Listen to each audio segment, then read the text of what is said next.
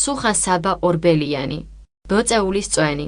ტექსტი ნათარგმნია ხელოვნური ინტელექტის მიერ.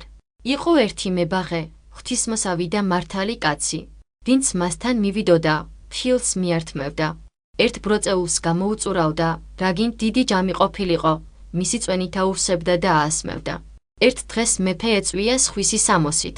მებაღემ ვერ იცნო, ხილი მიართვა და ბროწეული გამოუწურა.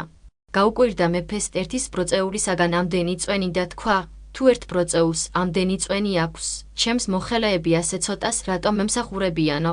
მათ მოვკითხავო. მეორე დღეს კიდევ მივიდა მეფე და ბროწეული გამოაწურვინა. მცირედი წვენი გამოვიდა. კითხა მებაღეს, გუშინ ბევრი წვენი ჰქონდა, ახლა რა დაემართაო? მებაღემ უთხრა, ძმაო, ჩვენი მეფე აქამდე გულხსნილი და უხვი კაცი იყო და დიდი გამოსავალი ჰქონდა. ახლა თუ რეგულში სხვა რამ ზრახვა შესვლია და ამიტომ მოაკოვდაო. მეფე მიხვდა, ვისი თქმაც უნდოდა მებაღეს და წავიდა.